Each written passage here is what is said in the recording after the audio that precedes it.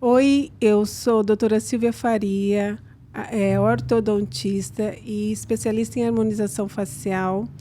E sou do podcast E Falei, o podcast voltado para você, mulher, com mulheres maravilhosas. Nós estamos numa seleção, gente, nota 1000. Se você não assistiu ainda, volta para trás que tem episódios maravilhosos aqui no nosso podcast. Eu gostaria, inclusive, de te pedir, por favor, junte-se a nós, nos ajude, nos incentive a continuar fazendo esses vídeos. Siga o nosso podcast, aperta aqui embaixo, clica, nos siga, curta, comenta, envia para as amigas, espalha essa boa notícia, porque esse podcast está sendo feito todos com muito carinho para você, mulher. Então, nos ajude a chegar em mais mulheres, como estamos chegando em você. E hoje nós estamos aqui com uma maravilhosa que está começando hoje esse momento conosco, uma nutricionista, a Stephanie, que está trazendo uma área muito peculiar e uma nova área na nutrição. Vai trazer para a gente coisas e informações importantíssimas. Fiquem atentas, porque vem novidade hoje. Oi, Silvia. É um prazer estar aqui com você hoje. Muito obrigada. E você que é maravilhosa. Muito obrigada. É muito bom, né, poder estar falando um pouquinho dessa minha área, que eu atuo aí especificamente na área da fertilidade, né, com casais que estão tentando engravidar. E também com gestantes, né? Esse é o meu foco aí de atendimentos. E muita gente ainda não conhece, né? Não sabe essa relação. Qual relação, né? Que a nutrição tem aí com a fertilidade, com a gestação. E é muito bom poder falar sobre isso para que mais pessoas tenham esse conhecimento. É muito bom. Agora fala para nós quais são as suas áreas de especialização. Você falou para mim que você é uma pessoa que está ligadíssima em novidades na tua área. Quais foram as áreas que você se especializou? Bom, primeira especialização minha foi em nutrição esportiva funcional.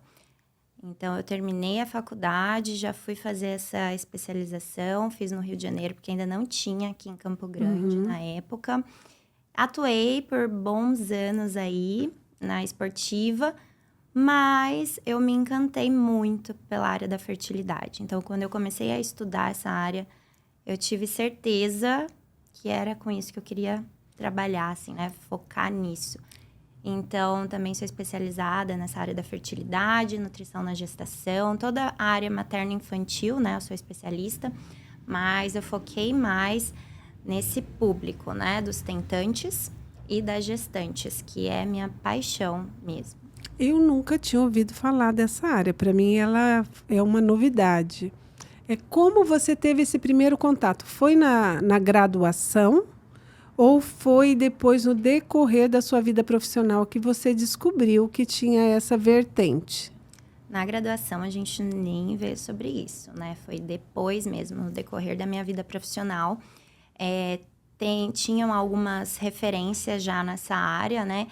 E começou a aparecer para mim os conteúdos dessas profissionais. E aí eu comecei a assistir aquilo e fiquei bem envolvida, né? E já comprei cursos, comecei a me especializar. Foi, então, no decorrer da vida profissional mesmo. E, assim, qual seria, né, a relação da nutrição com a fertilidade? Eu falo que não tem como falar de fertilidade sem falar de nutrição. Porque nós somos formados por tudo que nós comemos, que nós absorvemos. E com o óvulo e o espermatozoide não é diferente. Então, eles também vão... a qualidade deles, né? Também vai sofrer interferência daquilo que a gente come. Ah, sim. Interessante. Como a pele. Exatamente. Então, quando a gente tem uma nutrição adequada, a gente coloca o combustível adequado para esse óvulo e para esse espermatozoide, eles vão possuir qualidade. Então, as chances da gestação acontecer é muito maior. E quando eles se encontrarem, aquele embrião também vai ter qualidade. Então, vai ser um embrião viável, né? Então, tem de tudo para essa gestação acontecer.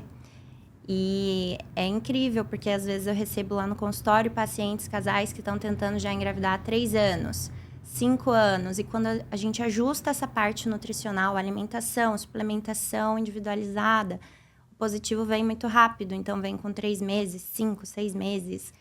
E realmente, em muitos casos, o que está faltando é ajustar a parte nutricional mesmo.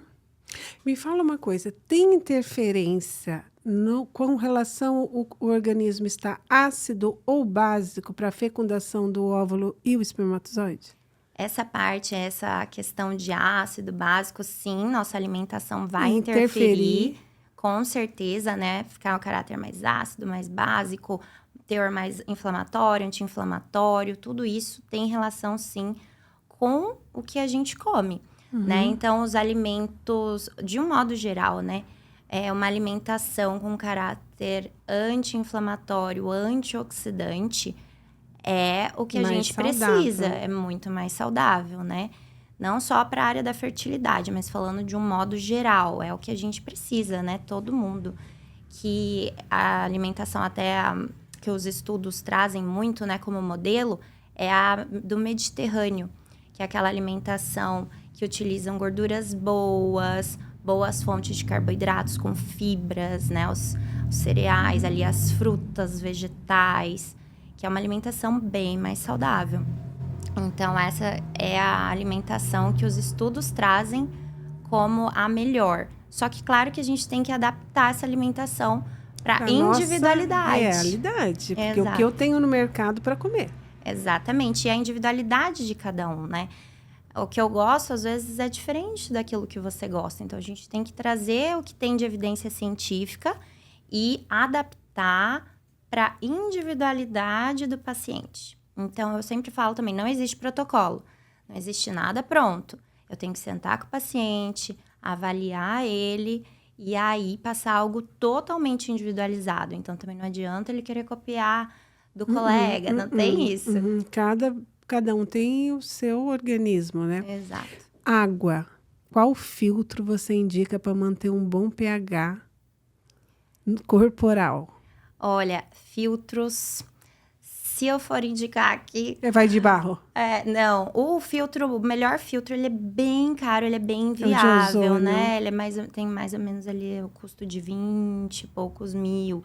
Mas, se a gente for falar de água, né? O que é mais acessível para a população é a água filtrada ali, água mineral, né? Que é o melhor custo-benefício, que a gente vai conseguir ter uma água de qualidade. Então, às vezes, aquela água mesmo de galão, sabe? Pegar aquela água e retirar do galão e usar aquela água mineral mesmo, água acessível. Mas essa água não tem contaminação do plástico, que ela vem chacoalhando nessas estradas, tomando sol, ela não vem contaminada? A água em plástico, né? Eu falo muito sobre isso, inclusive.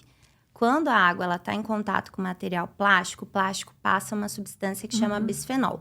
Porém, o plástico grosso passa menos. O plástico fino passa mais.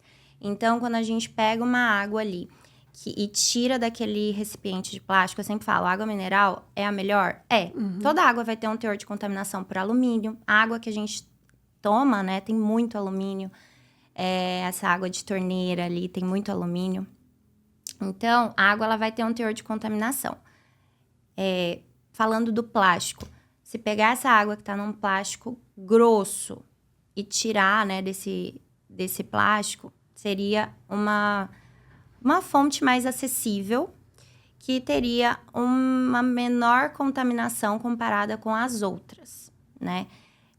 Porque o melhor filtro ele vai ter esse custo de 20 e poucos mil. E quem vai comprar, né? Pouquíssimas pessoas. Então, eu também, como eu falei aqui, tem os estudos científicos, mas eu tenho que adaptar a realidade, né, do paciente. Então, tem esse melhor filtro, super excelente, vai filtrar várias toxinas, vai ter água mais pura ali, melhor água. Só que quantas pessoas vão ter acesso a esse filtro? É uma opção pegar essa água mineral e passar num filtro de barro, no tradicional? Olha, poderia ser também, poderia ser utilizado. Tem também aqueles filtros que tem o ozônio, né, que você comentou, também é uma opção legal, que é um pouco mais acessível também, né? Muitas pessoas conseguem investir nesse filtro. O que você está falando é aquele nome japonês, né? Aquele caríssimo. Isso, exatamente. Uhum. Esse mesmo. É o melhor. É o melhor. Não se discute. Não se discute. Só que... japonês entende de alimentação mesmo, de pH. Entende. Não brinca com isso. Entende. E assim, em relação a contaminantes, eu faço exames, né? Peço exames para esse paciente para a gente avaliar também como que tá os níveis de contaminantes no sangue. Existem suplementos que ajudam, né, a eliminar os contaminantes. A alimentação propriamente dita, né? Quando esse paciente muda os hábitos de vida, a alimentação, a gente consegue reduzir bastante também esses contaminantes. A acidez muda corporal. Muda. Tirando o trigo, tirando a lactose, a acidez corporal muda. Tirando o açúcar. O açúcar tem que tirar. Pelo amor de Deus. O açúcar... Quando vai vir a conscientização que o açúcar é o inimigo, o vilão principal da saúde.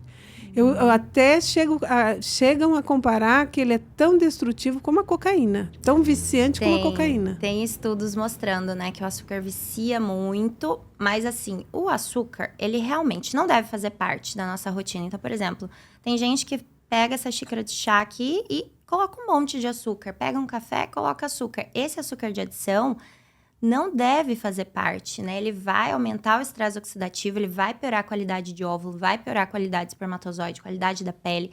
A gente não precisa desse açúcar. O que eu oriento os meus pacientes?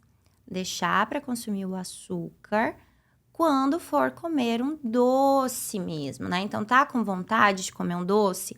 Eu combino com o meu paciente quantas exceções alimentares ele pode ter na semana. Então, quando esse paciente tiver com muita vontade... Não é zero açúcar. Não é zero. Você tem uma flexibilidade. Sim. Eu já sou da radical, é zero. Eu já tive transtornos alimentares. Então, eu já tive sobrepeso na infância. Então, eu sou um pouco mais, assim, eu gosto flexível. eu gosto de fazer combinados com o meu paciente. Porque é muito difícil alguém que vai pegar um plano alimentar e vai seguir 100%. Ah, Maria Cecília falou isso aqui. Né? É irreal. Não existe pegar um plano alimentar e seguir 100%. Vai 40 dias e ninguém aguenta. Ninguém aguenta. Nós temos a comida ali também, né? Ela faz parte do nosso social, convívio com as outras pessoas.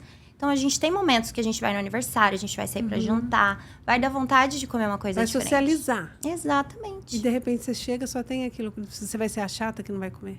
Exatamente. Então, assim, a gente combina exceções. Quantas exceções pode fazer? E se nessa exceção o paciente quiser comer um doce, ok, esse açúcar tá liberado. Uma quantidade, claro, equilibrada. Nenhuma exceção também é pra... Vai comer a torta inteira. Exatamente. Excessos, né? Não são bem-vindos. Mas o açúcar de adição é zero. Zero.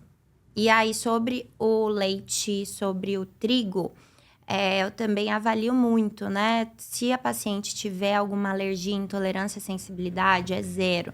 Agora, se ela não tiver nenhuma alergia, nenhuma intolerância, nenhuma sensibilidade, nós podemos colocar, às vezes, os derivados lácteos, né? Vez ou outra, uma farinha normal mesmo. Tem muita gente que gosta muito do pão francês, né? Nossa, viveu comendo pão francês e não tem problema com glúten. Então, poxa, esse paciente, às vezes, pode comer um pão francês com ovo e uma mussarela. Por que não? Né? Então, eu também coloco ali, às vezes, esses alimentos, tudo de forma individualizada, né? Conversando com o paciente, combinando quantas vezes na semana, a frequência que esse paciente vai comer esse determinado alimento. Então, tudo dá pra gente avaliar, né? Não tem nada assim, não, zero glúten, zero lactose. Inclusive... na minha área, acontece muito de mulheres que tiram todos os lácteos, né? Leites e derivados, não comem nada e estão com deficiência de cálcio. E não ovulam e não conseguem engravidar.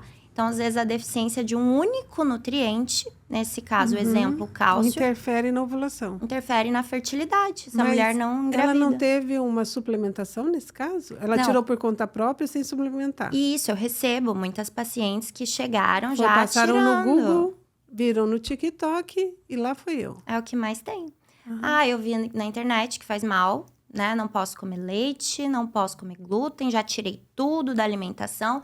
Aí chega cheio de deficiência nutricional e às vezes nutrientes que são importantes pro óvulo. E aí essa mulher não engravida por causa desse nutriente que tá com deficiência. Aí quando a gente coloca esse nutriente, a engravida. Então, isso tem muita relação.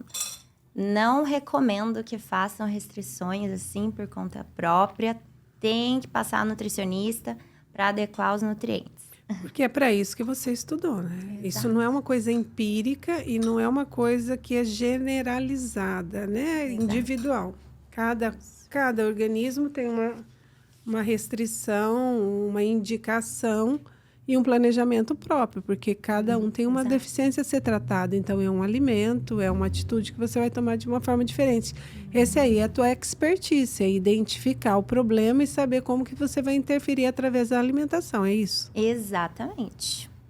Explicou perfeitamente. Agora, o que eu sei que através dos estudos, muitos hormônios são produzidos por alguns estímulos. Por exemplo, o estímulo do exercício estimula alguns exercícios na mulher.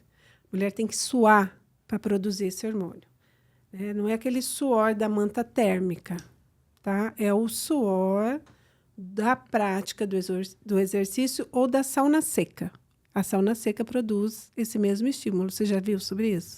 Sobre a sauna, não desconheço. Você desconhece, mas do exercício você viu? Do exercício que a gente sabe é que, assim, também toda mulher, todo homem, todo ser humano deveria praticar, né? Porque, sim, o exercício, ele vai estimular a produção de muitos hormônios, inclusive vai melhorar a produção da testosterona, isso a gente sabe.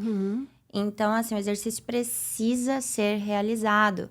Questão de saúde mesmo, né? Pra gente conseguir também melhorar funcionamento intestinal, saúde mental, né? Então, vai sexual. Libido também, com certeza. Então, assim, o exercício, o paciente falar, não faço, tem que fazer. É indiscutível. Você orienta o seu paciente a ir para uma academia? Com certeza, com certeza. Porque você falou para mim que você trabalha com multidisciplinar, né? Um tratamento multidisciplinar. Nisso entra... Quem é a equipe multidisciplinar na sua situação? É um preparador físico? Também. Um psicólogo? O médico, psicólogo, o educador físico, né? Então, são profissionais que, quando nós trabalhamos em conjunto, o resultado do paciente é muito superior. O paciente evolui muito mais rápido, né? Ele tendo o suporte de toda a equipe multidisciplinar, esse paciente fica mais motivado. Então, ele alcança os objetivos, né? Bem interessante trabalhar com toda essa equipe, sim. Quem é o teu paciente hoje? Quando ele te procura? Como que você fala, hoje o meu público, esse público que é da fertilização, mas qual é o momento que ele se conscientiza que ele precisa do teu auxílio? Que você vai ajudar ele? Bom, geralmente os pacientes me procuram quando pensam em iniciar as tentativas para uma gestação, né? Esse é o ideal, seria então, nossa, quero engravidar. Esse então, é o ideal. É o ideal. Qual é o real? Aí o real, a maioria é quando já não consegue engravidar, né? Já tá tentando há muito tempo e não consegue. Então, chegam até, né, o consultório e aí já com essa queixa, tô tentando engravidar já faz tanto tempo ali, não consigo. Então, eu vi que você trabalha com isso, né? E quero saber por quê, o que pode melhorar para eu conseguir engravidar. Essa é a maioria aí do meu público. E teu público vem por indicação de algum profissional ou teu público vem do boca a boca do teu paciente? Tem indicação de profissional, tem boca a boca, muito boca a boca, né? Eu acho que é o que mais tem, né, indicação de quem já passou por mim. Então, eu atendo várias amigas, né, que veio uma, depois foi outra. Então, assim... Foi dando certo e foi crescendo. Certo. Às vezes, elas mandam em grupo de WhatsApp também, de tentante, né? Tem bastante disso também. Grupo de tentante, que bonitinho. É um apoio. Um apoio. É um grupo de apoio. Exatamente. Então, assim, tem muitos casos, né? Mais por indicação, boca a boca. E, às vezes, por Instagram também, né? Ah, vi seu Instagram, digitei lá fertilidade, apareceu você. Que legal. Também tem. Porque é uma área, assim, bem nova. Eu que sou da área de saúde, eu nunca tinha ouvido falar. Quando falou, assim, fertilidade, nutrição e fertilidade, eu até pensei, assim, aquela pessoa que entrou em aplicação de hormônios para pré-estimular a ovulação e daí começa a engordar. E daí ela vai te procurar para controlar esse efeito colateral do tratamento. Na minha cabeça passou por tudo, né? Eu falei, como será esse negócio, essa coisa nova? Então, tem esse lado também de controle alimentar por uso de hormonal para compensar esse desequilíbrio. Você atua nessa área também ou não? Sim, também. Muitas vezes essas pacientes que chegam, né, para tentar engravidar, elas também estão acima do peso. Às vezes elas também fizeram ali já uma coleta de óvulos na fertilização e não conseguiram óvulos e ganharam peso, né, com esse tratamento. Então elas chegam, sim, muitas vezes tendo que perder peso. E aí a gente também vai atuar nessa perda de peso, quando for preciso, porque isso, inclusive, melhora a fertilidade da paciente. Então, assim, não necessariamente pensando nessa mulher que já vai fazer esse tratamento mais invasivo, mas aquela mulher que quer engravidar pela via natural, melhor, mais gostosa, ela vai, se ela tiver com sobrepeso, interfere na ovulação? Interfere também. Tem um estudo que mostra que tanto a mulher com sobrepeso e obesidade, tanto a mulher com baixo peso, tem mais dificuldades de engravidar. Como me defina o subpeso? O subpeso seria uma desnutrição? Seria o quê? Sobrepeso e obesidade. Sobrepeso. Sobrepeso. Entendi. Isso. Sobrepeso ou obesidade ou baixo peso. Baixo peso, Então, entendi certo. Baixo peso seria uma subnutrição? Isso. Uma anorexia? Quando essa mulher tá com um IMC muito baixo. Porque também quando a mulher tem um percentual de gordura muito baixo... Qual percentual seria muito baixo? Ali menor que 12 já pode interferir no ciclo menstrual dessa mulher. Então, ela muitas vezes pode ter dificuldade também para engravidar. Os estudos mostram que quando a mulher tem esse baixo peso, é mais difícil, inclusive, de engravidar do que quando tem sobrepeso. Sim. As células estão mais fraquinhas, mais desnutridas. Muitas vezes tem mais deficiências nutricionais, os hormônios estão muito desregulados, né?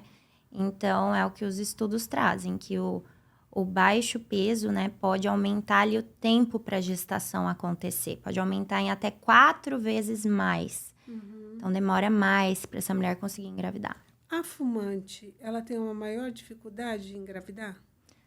Também, com certeza. Por quê? O tabaco ali, o álcool, né, e o cigarro, todas essas toxinas, elas vão também aumentar o estresse oxidativo, piorar a qualidade de óvulo. Inclusive, o fumo ali, né? Quando essa mulher engravida e fuma, isso também aumenta as chances da filha, se for uma filha, ter síndrome dos ovários policísticos. Sim, que também. Mais? Então, isso é muito esclarecedor. Vamos falar sobre isso. É muito interessante, né? Essa toxina, as toxinas são várias, né? Tem cádmio, tem chumbo, tem várias toxinas ali no cigarro, cigarro eletrônico. Penetra na placenta e passa para o feto? Passa Ou vai tudo. Passa tudo, essas toxinas que a gente tem contato. Tem até o próprio bisfenol do plástico, já foi encontrado também na placenta, né? Isso passa. Então, essas toxinas, elas são prejudiciais. Elas podem, né, atingir ali, afetar de alguma forma também o feto está sendo gerado. Sobre o cigarro, tem essa relação com a síndrome dos ovários policísticos. E agora nessa moda desse cigarro eletrônico, que é muito pior? Muito pior. Muito mais tóxico, uma cara de bonitinho e de que eu sou feliz, não vou te fazer mal. É pior, é muito pior, cheio de toxinas também. Isso interfere na fertilidade, não só da mulher, como do homem também. Isso é muito importante deixar claro, né? Porque muitas vezes a mulher arruma alimentação, para de fumar, para de beber, e o homem tá lá, fumando cigarro eletrônico, bebendo, Acabando com o espermatozoide dele. acabando com o espermatozoide dele. E quando existe taxa de fragmentação do DNA espermático, né? Quando o DNA do espermatozoide ele é fragmentado, pode acontecer o aborto, inclusive. Então, muitas vezes, a causa não é só ali feminina.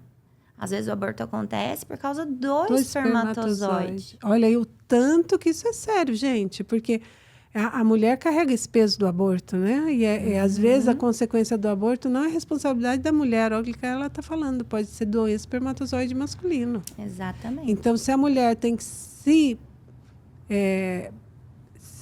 abster do cigarro e do álcool, o homem que quer ser pai também tem que se abster para ter uma boa saúde, para gerar um bom filho.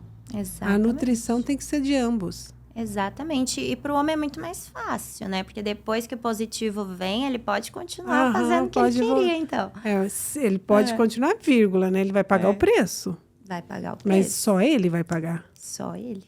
Mas aí, né, para o homem, às vezes é mais difícil de arrastar esse homem para consulta, né? Muitas vezes eles são mais resistentes, jogam ali o peso para a mulher. Mais fácil, né?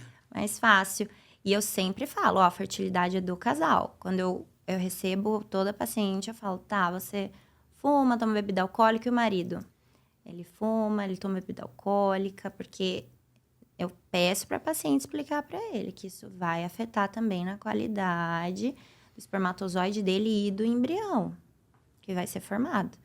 Eu li uma pesquisa uma vez que o homem, quando ele é usuário de cocaína, a criança, ela tem grandes chances de nascer com problemas de deformidade corporal. Porque a cocaína lesiona o espermatozoide masculino. Você já viu alguma coisa sobre isso? Sim, as drogas, né, de um modo geral, elas aumentam a taxa de fragmentação do DNA. Então, é fragmentação que acontece. Exatamente. E aí, o DNA, né, uma ou duas fitas dele vai ser quebrada. E quando for para replicar, não vai dar certo. Né? Ou vai ser o embrião, ou vai acontecer um aborto, ou vai ser o embrião ali com alteração cromossômica, né? Então, assim, o homem precisa ter essa conscientização também, né? O homem que quer ser pai precisa, pelo menos ali uns 3 meses antes de começar as tentativas para uma gestação, ele precisa melhorar os hábitos de vida. Mas um homem que foi usuário de droga, esse cromossomo já não foi quebrado? Não, porque o espermatozoide ele é produzido constantemente, então... Ele tem uma reprodução, uma regeneração. Porque o espermatozoide ele vai estar sempre sendo produzido. É diferente do óvulo. Exato, a mulher ela já nasce com a quantidade de óvulos que ela vai ter. Isso é muito legal você explicar para o leigo, por isso que eu tô te perguntando. Com certeza, a mulher ela já nasce com a quantidade de óvulos. Fixa. Ela vai ter aquelas bolinhas e elas vão envelhecer. Exatamente. O homem não. Ele produz. Então, ele pode ter feito umas escorregadas, ainda dá para recuperar. Dá para recuperar. Só ainda se abster por uns 3 meses. Depende do que ele fez, né? Depende do que usou. A gente fala 3 meses de um modo geral, porque é o tempo para produzir novos espermatozoides. Então, se a gente muda a alimentação ali, o estilo de vida, né? Com 75 dias já tem novos espermatozoides. Então, a gente já consegue melhorar a qualidade desse espermatozoide que vem, né? Então, a gente pede pelo menos uns 3 meses de mudanças para seguir ali os combinados, ajustar a alimentação, a suplementação. E agora, para a mulher, o óvulo que ela vai liberar esse mês, ele começou a amadurecer com 1 ano de antecedência. Então, ele vem amadurecendo e durante esse 1 ano, tudo que essa mulher fez, o que ela comeu, né, os hábitos de vida foram interferindo nesse óvulo ali que ela vai liberar. Mas o tempo mínimo de preparo também é 3 meses, porque com 3 meses é o amadurecimento final. A gente já consegue interferir bastante na qualidade desse óvulo. E dá resultado. Dá resultado. É incrível. A nutrição, ela forma esse óvulo, né? Então, são os nutrientes. A gente precisa colocar o nutriente certo para esse óvulo, para esse espermatozoide. Para ele ficar bonitinho, para ele ter saúde, qualidade. E para o embrião ser formado também. Eu acredito, para um casal chegar a te procurar, tem que ser um casal com maturidade. Porque esse planejamento e esse tratamento, a pessoa tem que ter disciplina, responsabilidade e comprometimento. Isso não é para os aventureiros. Os aventureiros vão entrar e não vão fazer. Com certeza. Qual é a idade média dos seus pacientes? A idade média é de 35, mais ou menos, com certeza. E os homens? Os homens, às vezes, eles já estão um pouquinho mais velhos também. Eu imaginei. Porque eles têm que ser pessoas mais maduras e comprometidas com o resultado disso. Eles têm que vestir a camisa da esposa que quer ser grávida. Exatamente. Que quer engravidar. Mas tem exceções também. Já tenho pacientes também, homens novos, assim, com 32, 31, que às vezes tem o sonho de ser pai. Sede de ser pai. Alguns pacientes médicos também que têm consciência. Ah, tá. Que é outro nível de intelectual. Exato, que já tem a consciência. Então, assim, tem exceções, mas a grande maioria, né, são mais velhos, sim. Então, na grande maioria, a vontade de te procurar brota da mulher, da vontade, que é uma alternativa bem natural, bem mais doce, bem mais sutil, um tratamento com você. E depois é a conquista do comprometimento paterno. Exato, exatamente, Silvia. Muito bom. Isso Muito mesmo. bom. Assim, eu estou aqui raciocinando como é que essa família vai se formar, né? Porque esse tratamento depende de ambos. Então, a conscientização, porque o homem, ele sempre é mais arredio, mais indisciplinado. Ele tem que ser muito gentil, muito companheiro, muito comprometido para ele fazer isso. Já começa amando o filho antes de ter o filho. É uma prova de amor ao filho antes de ter o filho. Exatamente. Eu acho muito lindo. bonito. Eu É acho lindo. É lindo. É cultivar a terra para plantar semente. Exatamente. Né? Você vai lá, passa o arado, aduba, rega. Como que é? Rega. Joga água para pôr a semente. Então, é um comprometimento. Já está amando antes de fecundar. Não, tem vários casais ali que eu recebo. Eu acho a coisa mais linda. O homem se preocupa, né, com todo o tratamento. Às vezes, é ele que vai procurar ali a suplementação, vai no mercado fazer a compra para ajudar a esposa. Tem muitos casos, assim, daquele homem que é super comprometido mesmo. E você dá a receitinha, olha, você vai comer isso no almoço, faz assim, assim, assim, você dá a receitinha pronta? Eu calculo o plano alimentar, eu mando o plano alimentar com tudo que o paciente vai comer. As quantidades. Mas você dá a receita. Você vai montar com esse aqui, você faz essa receita. Com isso aqui...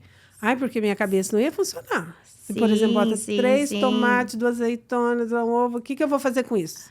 Não, tem Entendeu? tudo explicadinho. Tem paciente que é mais prático, então, a gente combina um plano alimentar ali muito prático, sem inventar moda, com comida ali o mais básica possível. Agora, já tem paciente que gosta de receita, né? Que é várias receitas doces, receitas salgadas. Aí eu passo. Então, o plano alimentar, ele é muito individual mesmo. Eu vi uma receita que você fez, um bolinho de queijo com requeijão, ovo, pedacinho de mussarela e botou no air fry. Falei, não, tinha mais alguma coisa, fermento. Fermento, para ele crescer. Falei, nossa, eu quero esse negócio. E é fácil. É algo assim que os ingredientes, a maioria das pessoas tem em casa. E quando não tem nenhuma restrição, né, com lácteos, dá para incluir tranquilamente. Se tiver restrição com lácteos, é só não usar. E coloca uns legumes ali, coloca um espinafre, coloca uma abobrinha, uma cenoura, né? E fica uma delícia também. Pode colocar um frango desfiado. Então, assim, eu vou montando essas receitas. Você é muito criativa. Eu gosto, viu? Eu gosto bastante. Tá no ramo certo. Eu vi esse bolinho, já amei. Falei, a minha cara, fácil, uma cara de gostoso. Uma delícia. Uma delícia mesmo. Eu gosto bastante de inventar coisa prática também. Você inventa, você cria ou você copia? Não, tem muita coisa que eu vou criando mesmo. Porque desde que eu comecei a mudar minha alimentação, porque eu tive sobrepeso, né? Uma época da minha vida, na infância. Então, quando eu comecei a mudar minha alimentação, eu ia criando muita coisa. Eu ia inventando para não enjoar. E sempre coisas práticas. Eu pegava o que tinha ali no meu cardápio e ia inventando, né? E aí eu comecei a me apaixonar. Por isso que eu fiz nutrição, inclusive. Então, a tua pegada foi da tua realidade. Você se identificou, você mudou seus hábitos e quer impactar a vida das pessoas assim. Qual é o seu propósito, então? Me define para mim. Exatamente. Hoje, meu propósito é que meus pacientes, né, consigam realizar o sonho de ter os filhos saudáveis. Não só ter filhos, mas filhos saudáveis, que são duas coisas diferentes, né? Então, eu quero que esses pacientes que desejam muito ter filhos, que eles consigam. E que esse filho venha ali com o menor risco de desenvolver doenças, inclusive lá na vida adulta. Então, esse é o meu propósito. Me fala da sua criança. Quem foi você? Você já se descobriu por que você era obesa quando você era criança? Sim, com certeza. Eu ficava ali, né, na casa da minha avó. Você foi criada pela sua avó? Ficava muito com a minha avó. Meus pais Seus pais iam são trabalhar. onde? Daqui? São daqui, mas assim, eles iam trabalhar e eu ficava muito com a minha avó. Materna ou paterna? Paterna. E teu relacionamento com ela era bom? Como era? Maravilhoso, maravilhoso. Ah, casa de vó, né? Perfeita, ela é Casa de demais. vó. E daí? Como que esse sobrepeso veio como? Comia totalmente errado. Ela só me dava o que eu queria, né? E o que eu queria? Doce. Era uma compensação? Era uma carência? Era uma fuga? Era uma ausência? O que te levou a essa compulsividade? Porque cozinhar gostoso só não... Não, Você com cozinha certeza. gostoso hoje? Porque como eu passei por criança ainda, né? Por essa restrição, foi muito radical a minha restrição para eu emagrecer, né? Então, assim, quando eu comecei a fazer o processo de emagrecimento, eu ainda era criança. E foi muito radical. Foi algo que eu cortei tudo, tirei sem fazer, eu seguia 100% plano alimentar. Isso me adoeceu. Isso levou, né? Chegou uma hora que eu não aguentava mais. Falei, meu Deus, não aguento mais essa restrição aqui. E isso me levou a comer muito depois. E aí eu fazia... Você eu foi desenvolvi emagrecer depois. E daí, na realidade, você fez o efeito rebote. Exatamente. Aí, não, na verdade, eu tinha sobrepeso, emagreci. E quando eu emagreci, eu desenvolvi transtorno alimentar. Por ter feito algo muito radical. Você vomitava? Não conseguia, eu tentava, mas nunca consegui. Mas eu ficava, assim, 4 horas na academia, fazia todas as aulas que tinha, ficava 1 hora na esteira, fazia musculação e comia só uma gelatina o dia inteiro. E aí tomava diurético, né? Tomava laxante, tomava um monte de remédio. Porque era culpa de engordar ou era culpa, medo? Medo, culpa, tudo. Porque então, eu desenvolvi isso. Como você se sentia quando você estava gordinha? Na escola? Eu sofria bullying, né? Eu era gorda baleia, saco de areia, que eles falavam. Quantos anos você tinha? Olha, eu era novinha. Eu não me recordo muito de detalhes, sabe? Mas eu era bem novinha. Eu fui emagrecer, acho que ali com uns 10, mais ou menos, sabe? Eu já entrei na adolescência magra. Mas... Você era aquela menina que ninguém queria dançar na festa junina. Eu era legal, inteligente, nerd, sabe? Era legal, nerd, tinha minhas engraçada. Tinha mais quietinha, não era muito de falar, não. Eu era mais, era legal, nerd, tinha minhas amiguinhas. Então, para compensar, você se destacou no estudo. Com certeza, eu estudava Porque bastante. você tinha que ter uma compensação. Acho para que você foi. ser inclusa no meio social, era isso? Acho que foi, porque eu estudava bastante. Sempre fui a nerd ali, né, da turma. Então, pode ter sido, né, às vezes, para compensar. Você fez terapia? Fiz terapia, com certeza, indico. Acho muito importante fazer terapia, né? E sempre, em todas as fases da vida. Nesse momento que você estava dessa transição, você fez terapia? Não se falava muito na época, né? Mas eu cheguei a fazer depois, sim, quando eu já tinha emagrecido, né? Aí eu fiz. Eu fiz, sim. Que engraçado, porque todo mundo que passou aqui hoje falou que a terapia demorou a chegar aqui em Campo Grande. O que estava acontecendo, gente? Demorou mesmo. Aqui que não... muito difícil. Demorou, não faz uma falado. coisa que não é comum há 15 anos atrás. Não tinha muito esse negócio, não, Eu de fazer sofria terapia. na raça. Você sofreu na raça e se recuperou. Claro que depois você teve um apoio. Mas você teve que se levantar das trevas, assim, na raça. Na vontade de sobreviver. Na Parabéns. verdade, também, não foi tão assim na raça, não. Foi Deus, né? Eu me apeguei claro. 100%, né? Sou muito ligada Eu vi. Nessa parte. Eu vi. Então, foi ele que me ajudou muito. Assim, Deus, quando a gente pensa que não tem um socorro, tem a mão de Deus que vem em socorro, né? Exatamente. Nunca Com nós certeza, estamos meu sozinhos. socorro veio dele, eu não tenho dúvidas. Porque não tarda o momento certo. No momento exato, Deus intervém. Mas Deus intervém na vida daquele que quer ser ajudado, né? Lázaro levantou, mas Lázaro quis levantar. Então, Deus te ajudou, mas você queria ser ajudada. Sim. Muitas Pedir socorro. Muitas pessoas querem que Deus faça tudo, mas não pede, não permite. Aí não Então, funciona. você tem seu mérito. Foi Deus, graças a Deus, e você. Você que saiu. Né? Foi uma somatória. Você quis mudar a sua vida. Com certeza. E hoje você está aqui tão linda e bonita, mérito seu também, que lutou para isso. Tem que ter disciplina, né? Pra gente conseguir em tudo na vida. Então, o exercício é disciplina, alimentação saudável é disciplina. Às vezes também, né? Atendo, às vezes, pessoas solteiras aí que bebem, tomam muita bebida alcoólica, que fumam.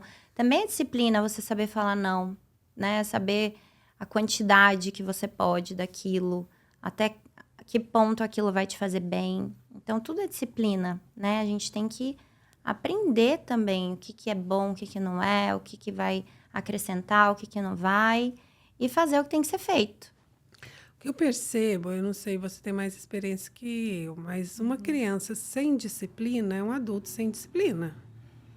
Então, se você pega no seu um paciente que não foi uma criança disciplinada, principalmente pela compensação alimentar, faz isso que eu te dou isso, faz isso que você ganha isso. Na hora que você começa a moldar a alimentação e pôr limites e regras, É difícil. Tipo assim, a criança chora mamadeira. A criança começa a dar trabalho, dá um biscoito para parar de chorar. É uma compensação, não é? Sim, é uma compensação e pode levar também a transtornos alimentares, isso, né? Então, não é indicado, né? Quando a criança, ela tá comendo ali, você fala, come tudo que você vai ganhar um doce. Você só vai brincar se você raspar o prato. Então, assim, essas coisas a gente não pode falar. Isso leva ali a uma desordem, né? Na educação dessa criança, na alimentação. Tem que deixar ela ir até onde ela quer. Pôr limite também, mas não forçar, né? Não forçar essa questão de, tem que comer tudo. Como é pôr limite? Me ensina, que eu nunca soube. Quero aprender. Olha, eu também ainda não tenho filhos, fica difícil. Eu tenho 2 e não aprendi até hoje. Como é pôr limite? É difícil de falar, né? Porque, assim, acho que só quando você coloca em prática mesmo. Mas eu acho que o colocar limite vem em cada situação que você... É tudo na conversa, né? Mas na alimentação...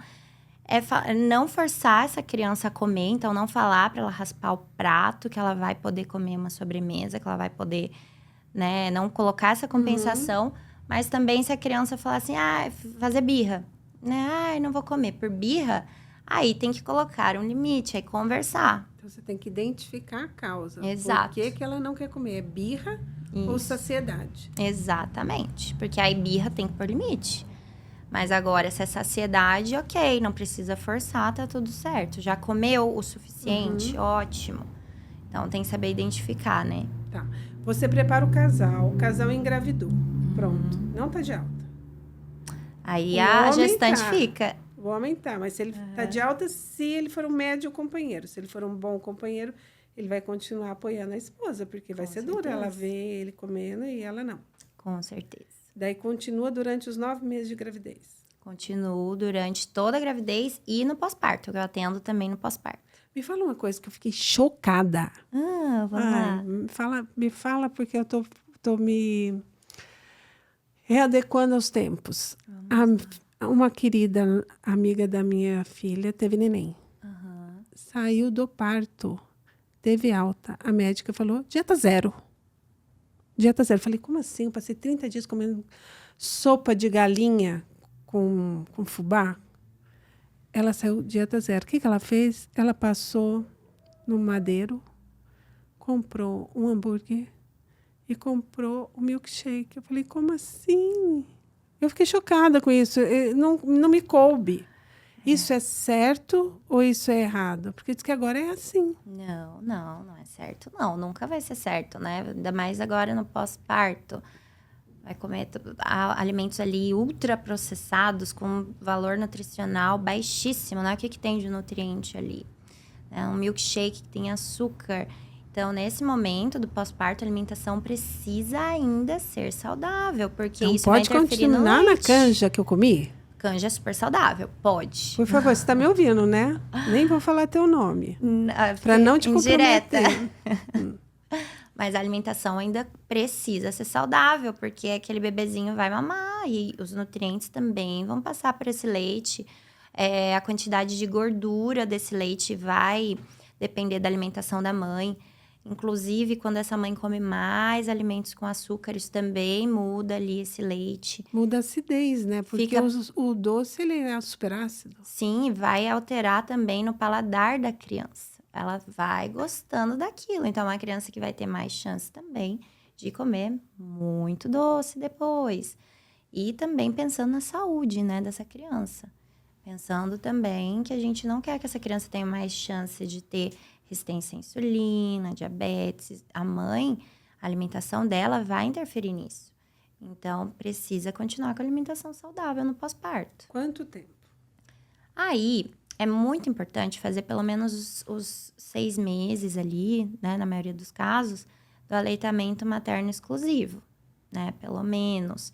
Mas é bem interessante que essa mãe continue depois. Aí a gente espaça mais as consultas, claro, né?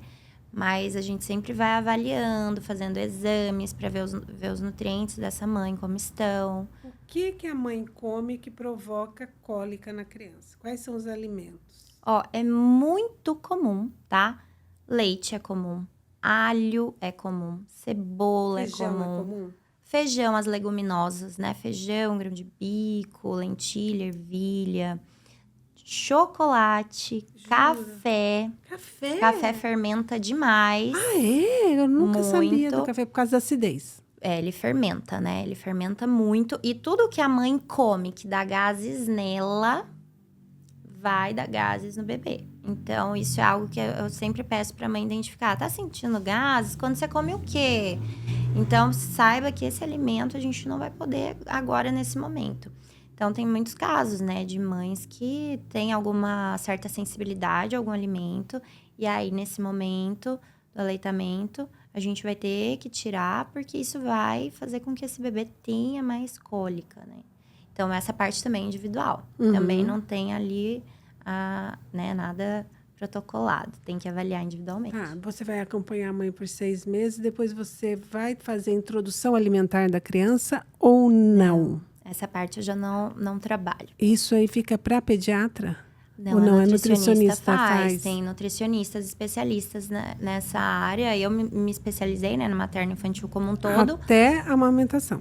Mas, não, eu me especializei também na alimentação, introdução alimentar, mas eu não trabalho com essa área, eu não pego mais... Você parou aqui? Eu parei aqui, daí eu cuido da mãe, né, cuido dos pais ali. Aí da criança, tem nutricionistas que trabalham aí com a criança. Então, você pega pré-gestação, gestação e amamentação. Isso. Você visita a mamãe na casa quando ela vai dar a primeira mamada? Como funciona? Não. Aí eu atendo no consultório mesmo, né? Geralmente, no pós-parto, a mãe volta com uma média aí de 2 meses pós-parto. Ela não volta antes. Então, por exemplo, se ela tiver com o peitinho todo rachado, todo danado, esse momento você não vai vê-la. Aí é outra profissional, que é? geralmente, A enfermeira. que ela vai procurar isso. Tem a enfermeira, Que vai né? fazer Faz laser. Vai drenar, vai bombar. Isso. Aí já seria outra profissional. E você a equipe, tem né? essa equipe de apoio? Essa equipe geralmente é muito médico que vai indicar, né? Então, o obstetra ali da paciente que vai orientar, né? Na maioria das vezes, quem que vai dar esse auxílio aí. Aí já fica mais por indicação do médico nessa parte. Então, a gestante, você acompanha a gestante até a véspera do parto. Por favor, você já dá a receita para ela pós-parto, você vai comer isso, para não cair no erro, tá? Já orienta, amiga. Não, eu oriento com certeza, com certeza. Na consulta ali antes do parto, eu já Porque explico. eu me senti arrasada com essa minha bebezinha que fez isso. Porque eu falei, eu fui muito boba. Comi 30, 40 dias de sopa. Não, você não foi boba, não. Certíssima, comeu comida saudável, né? Com nutrientes. E você tá produzindo leite, você precisa de nutriente até para você, né? Para você ter energia, para você cuidar dessa criança. Para evitar também a perda de cabelo ali numa quantidade excessiva. Porque acontece essa perda de cabelo no pós-parto, mas ela não tem que ser excessiva. Às vezes ela é excessiva porque essa mãe chegou com deficiência nutricional.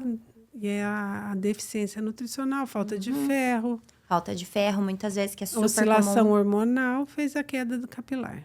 Exatamente. A falta do ferro ali é uma causa muito clássica, comum. Que a gestante, às vezes, chega ali no final da gestação com estoque muito baixo. Você acha que a deficiência do cobre interfere na fixação do ferro no organismo? Ó, deficiência do cobre, falando em gestação, é raro. Porque a gestante aumenta o nível de cobre. Tá, mas assim, Então, no ser humano normal. Deficiência do cobre, né, falando ali de um modo geral, antes, para fertilidade, ela vai ser prejudicial, sim. Na fixação do ferro.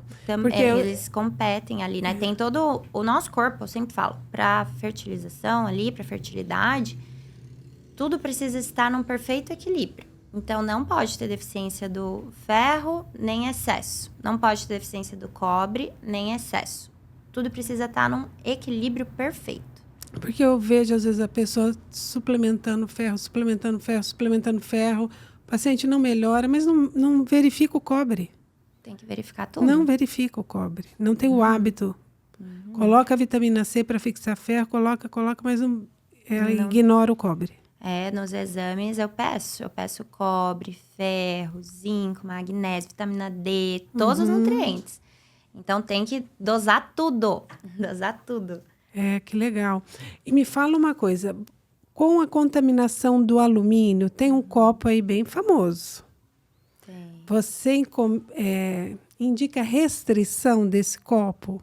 Porque eu já estou vendo isso a nível, no nosso meio da saúde, a restrição dessa indicação desse copo. Porque ele está liberando muito alumínio.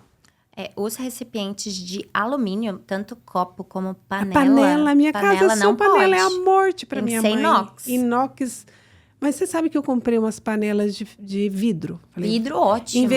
Menina, fui fazer um risoto, o trem estourou, foi camarão para todo lado, a cozinha inteira, cada pedaço desse tamanho. É perigoso, então, né? Mas é um material ótimo para estar usando, pra né? Estourar. 2 panelas já foram lá em casa. E eu panela? já desisti. Melhor focar no inox ou cerâmica? Cerâmica, né? Cerâmica. Se cair, quebra, assim. A cerâmica é um material muito bom. Eu acho que até que se eu comprar uma terceira panela, eu vou fazer um seguro de vida pro meu marido, chamar ele bem pertinho, assim. Pelo menos ficou rica. Ou fica na de inox mesmo, né? Mais segura ali. Mas são os materiais que não passam contaminantes, né? Então, vidro, inox, a cerâmica são os mais indicados. Aí, copo de alumínio de jeito nenhum. Então, eu tô com um problema seríssimo lá em casa. Temos um armário. Vou dar um fim naquilo. Copo de alumínio, de plástico, eu falo para paciente não usar, né? Nem aqueles ali da Whey? Aqueles de plástico, não usar. É plástico também, não recomendo ficar usando. Então, no máximo, o que eu recomendo? Vai comprar água mineral, veio no plástico, tira do plástico. Tá. Coloca em garrafa de vidro. Isso nós já fazemos. Ou de inox, né? Isso, para evitar contaminantes. Porque a gente vai ter contato com contaminante, não tem como. A gente vai ter no ar que a gente respira, na água que a gente bebe, na comida que a gente come, na carne que a gente compra ali com plástico. Aquele plástico passa bisfenol para carne, fitalatos, né? Então, a gente tem contato. Só que a gente tem que fazer o que é possível para reduzir esse contato, né? Então, assim, recipiente de alumínio não tem em casa. Então, as suas gravidinhas não usam copo de alumínio, não usam panela de alumínio. Não. São orientadas. Sim, nada de alumínio. Mas fala sério, todo mato-grossense que se preza, que é raiz, tem uma panela de alumínio. A panela de alumínio, aquelas antigas com Mato-grossense do teflon. Sul. Do sul. Do sul. Mato-grossense. Sul Mato-grossense. Vamos deixar isso aqui bem claro. Mas tem que trocar. Isso aí já é mais fácil do que comprar um filtro de 20 mil, né? Então, vamos trocar a panela. Mas se você calcular um filtro de 20 mil, quanto é o tempo de vida útil dele? Dura aí. Muito tempo. Muito e tempo. Quanto você vai economizar de remédio? Aí que tá, né? Quando a gente faz um detox também ali com a suplementação, né? Com a alimentação, isso vale também... a pena. Eu não tenho, mas é meu sonho. Vale a pena sonho. investir. Vou investir ainda. Vale a pena investir, com certeza. Se você consegue, né, se programar para investir nisso, perfeito. Você tem? Combo, não tenho. Então, estamos juntas, mas nós vamos conseguir. Não tenho. Vamos lá. Só que, na realidade, eu esqueço dele. Você lembra dele? Eu lembro. Só que, assim, o que eu faço, né? Eu tento, como eu te falei, excluir ao máximo essas toxinas que eu consigo evitar e faço a minha suplementação. Eu sempre tô fazendo exame de sangue, usando a suplementação adequada, vejo meus níveis de contaminantes. Então, através disso, eu consigo manter níveis bons, né? Baixos de contaminantes. Você faz restrição de maquiagem para suas pacientes? Eu passo algumas marcas que são livres também desses contaminantes, né? Livres de chumbo? Livre de parabenos, fitalatos, de chumbo. Então, assim, a mulher que é mais vaidosa, muitas vezes ela chega usando muita maquiagem. Até o shampoo. Shampoo mais natural, desodorante natural. Tem uma linha maravilhosa que saiu lá de São Paulo agora. É que a gente não pode falar que eles não são, por enquanto, não são nossos patrocinadores. Então não mas pode. É zero. Muito bom. Essas linhas, assim, eu gosto demais. E eu peço para evitar, passar o mínimo, né? Ter esses produtos, quando for um produto que vai usar mais, que esse que você usa diariamente seja, de fato, mais Ele é acumulativo. Saudável. Sim, vai passar para a corrente sanguínea ali. Então, a gente precisa ter esses cuidados, sim. Isso eu acho importante e dá para investir nisso. E o hidratante? Qual o hidratante que você indica? Hidratante, eu gosto daqueles manipulados. A base de ureia? Não, aqueles manipulados que às vezes só tem vitamina E, um óleo de coco, um óleo mais natural, sabe? Um pouquinho de elastina. E às vezes com fragrância natural também, porque na fragrância tem contaminante. Então, perfume, né? Tem gente que se entope de perfume pra dormir, perfume. Isso também passa contaminante. E o desodorante? Desodorante é o ó. Você indica o que para suas gestantes e para suas futuras gestantes? Porque o desodorante ele é um crime para intoxicar o organismo. Precisa transpirar. Mas assim, aqueles desodorantes que são livres de alumínio, já é Hoje em dia tem vários no mercado, eu também não vou falar marcas, mas tem vários. Esses são os mais indicados. Tem aqueles de pedra, sabe? Desodorante de pedra e dura muito. Então, esses são os melhores, né? Que são bem naturais mesmo. A gente olha a composição ali, é tudo natural. Então, esses são melhores. Tem várias marcas no mercado hoje em dia. São japoneses, não são? Não, tem marcas também brasileiras, tá? Tem? Tem marcas boas brasileiras. Falta, na realidade, uma orientação à população. A população não sabe disso. Exatamente. Tem muita gente que não sabe. Acha que desodorante é uma coisa que pode amanhecer, dormir, tudo com desodorante. Não deixa transpirar, o corpo precisa eliminar. E precisa o perfume pôr para fora também, essa né? toxina. E o perfume que ainda Por isso é que pior. a sauna C, que eu estudei, que ela é boa. Porque ela desintoxica e transpira as toxinas. Bom também. Bem interessante. Mas essa parte de tentar eliminar essas toxinas, né? Faz toda a diferença quando a gente fala em melhorar a qualidade de óvulos, espermatozoide, saúde de um modo geral, né? Nossa, eu estou encantada.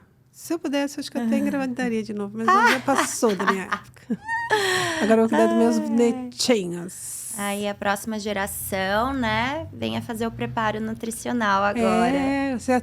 Você faz uma consulta online? Você Faço. Então você pode receber clientes do Brasil inteiro. Sim, eu tenho até de fora do Brasil. Tenho clientes do mundo. Então nós vamos deixar aqui teu telefone, vamos deixar aqui a @ do teu Instagram, para que todo mundo que estiver interessado, que tenho certeza que isso aí abre um leque para muitas mulheres que não sabiam desse trabalho que você apresentou aqui hoje.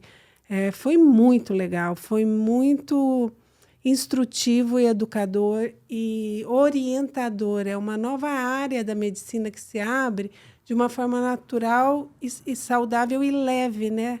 Exato. Sem uma coisa pesada. Basta querer, basta fazer, é simples e tem acesso.